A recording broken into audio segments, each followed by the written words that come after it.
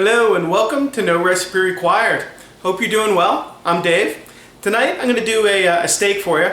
Again, I love cooking steaks. I love cooking steaks at home. It's not just a go out thing. A lot of people are nervous about it, but there's no reason to be. I've got a New York here. What I'm going to do is obviously cook it off, sear it off. I like mine nicely medium rare probably. The unique thing, or what I'm going to do special, is do a blue cheese sauce or a gorgonzola sauce.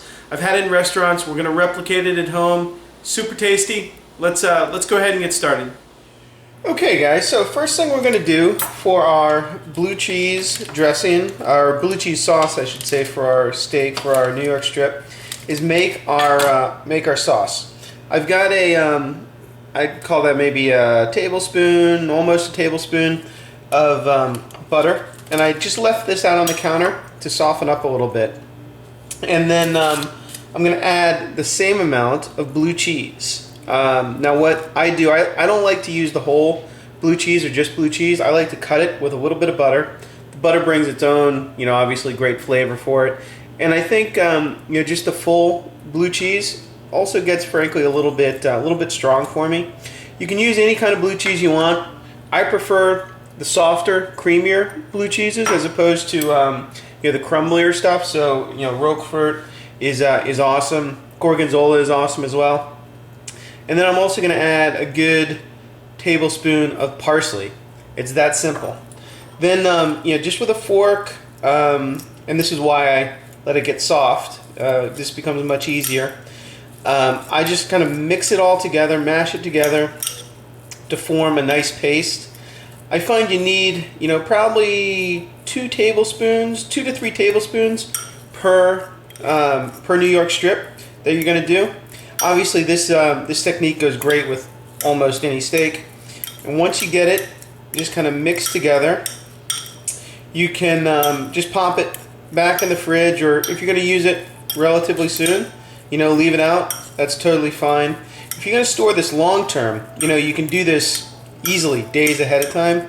You can do it weeks ahead of time. If you freeze it, you can just kind of take this out, dump it on a little piece of plastic wrap, and roll it up just like you would a cigar. And then you can just pop that right in the fridge, or right into the freezer, and keep it, at least a month or so in the freezer. Okay, let's go ahead and cook off our New York strip with the gorgonzola butter, or blue cheese butter. I've got a smoking hot pan here. You want to use, the thickest one you got, and really get it smoking hot. I've greased up, or just put a little olive oil, salt and pepper on my steak. I'm going to lay it down, let it sear. I'm not going to touch it, not going to mess with it, just let it do its thing. Once we flip it over, we'll add on the blue cheese butter, throw it in the oven, let it finish off, and we'll be done.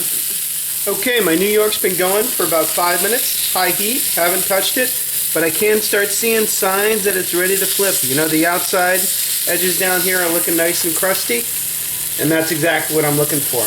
Good caramelization on that side. So we're going to flip it around. If I cooked it, 5 minutes on that one side, I'm going to go 2 minutes on this side, then we're going to add the butter, throw it in the oven to finish. Okay, I've let my steak now go on about 2 minutes the other side. I'd say I've got like 3 minutes, 4 minutes of total cooking time left, but I'm going to finish that in a 400-degree oven. I'm going to take the entire pan and put it right down in the oven. Here I've got the blue cheese butter that we made earlier, and I'm just going to smear that right on top, right along the length of our New York strip. Be nice and generous with it. And some of this is going to melt off and end up on the pan. Not a big deal though. As long as you tame some of it, the flavor is going to seep in there and be absolutely awesome. I'm going to transfer this down to the oven. 2 minutes, we'll come back, take a look. Okay, so I just popped my steak out of the oven. You can see that blue cheese butter with parsley is nicely melted. You give it a little test for doneness. This one feels right on. Just like all steaks, this one needs to rest a little bit, so I'm going to go ahead and move this off to another plate. Let it just kind of sit, maybe in the middle of the oven, someplace nice and warm. Middle of the oven, on top of the oven, not in the oven. and then we serve it up in about 5 minutes. Okay, so here's our steak, beautifully rested. I'm serving it with a little asparagus. I've got the blue cheese crust or blue cheese butter on top. It's absolutely delicious. Hope you make it at home. Let me know how it goes, and I'll see you next time on No Recipe Required.